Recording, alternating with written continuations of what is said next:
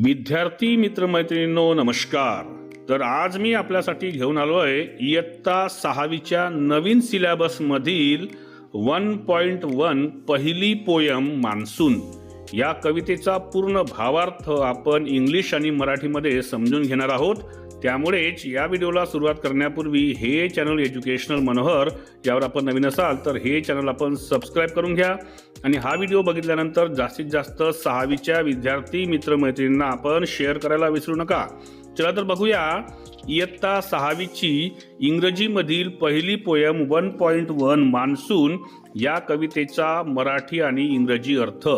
तर बघा, पहिला कडवा दिलेला आहे, the sun is shining oh so hard. या आवडीचा अर्थ होतो सूर्य चमकत आहे आणि तो खूप प्रखरतेने चमकत आहे किंवा सूर्य चमकत असून तो आग ओकत आहे असा त्याचा अर्थ होतो। The land has dried it's so parched.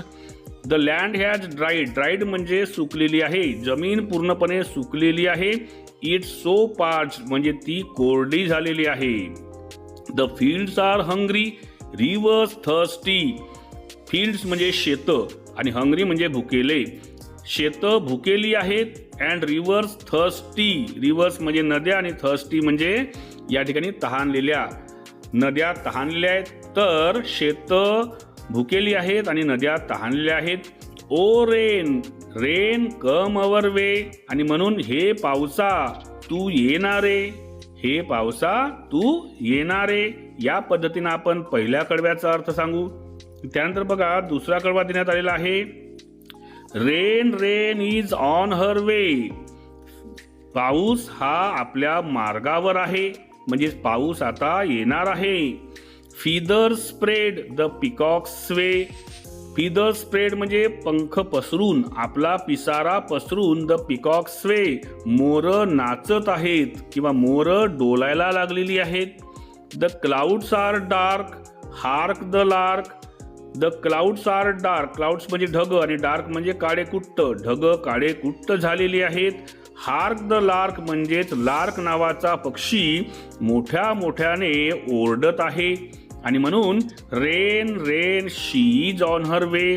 पाऊस आता मार्गस्थ झालेला आहे म्हणजेच पाऊस आता येण्याच्या मार्गावर लागलेला आहे असा या चार ओळींचा अर्थ आपण सांगू शकतो। त्यानंतर the clouds they gather dash and thunder. ढग गोळा होत आहेत, ढग एकत्र जमा होऊन एकमेकांना आदळत आहेत। डॅश म्हणजे आदळत आहेत अँड थंडर म्हणजेच गडगडत आहेत। ढग गोळा होऊन एकमेकांना आदळून ते गडगडत आहेत। Bolts of lightning streak and shimmer.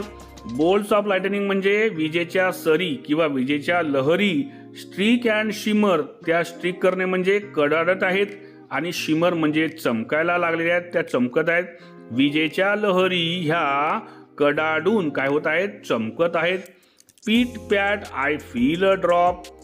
Tip टिप मला एका थेंबाचा अनुभव आला म्हणजेच माझ्यावर पावसाचा एक थेंब पडला। टिप टिप करत माझ्यावर पावसाचा थेंब पडला। हो rain rain she is come her way. अरे पावसा पाऊस आला। अरे पावसा शेवटी हा पाऊस आला असा ह्या चार ओळींचा अर्थ आपण पकडू। The fields are drenched. The fields are drenched the land is soaked. या ठिकाणी ड्रेन्स्ड म्हणजे ओले चिंब, शेत ओली चिंब झालेली आहेत। द लँड इज सोक्ड म्हणजेच जमीन ही पूर्णपणे भिजलेली आहे। द ट्रीज हॅव बाथ झाडे पूर्णपणे आंघोळ करून नाहून निघालेले आहेत। द रिव्हर्स होस्ट नद्या ह्या एकंदरीत भरून वाहायला लागलेल्या आहेत। The earth is happy green and cheery. ही पृथ्वी ही धरती आनंदित हिरवीगार आणि प्रफुल्लित झालेली आहे आणि म्हणून oh rain rain come again. हे पावसा तू पुन्हा पुन्हा येणारे अशा पद्धतीने या चार ओळींचा अर्थ आपण पकडलेला आहे। तर या पद्धतीने आपण ही पोएम आज पाहिलेली आहे, ज्या पोएमचं नाव होतं मान्सून।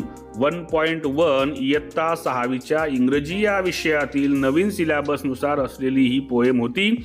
आशा करतो हा अर्थ आपल्याला कळला असेल आणि हार्ड वर्ड्स जे मी तुम्हाला सांगितले तेही तुम्हाला कळले असतील.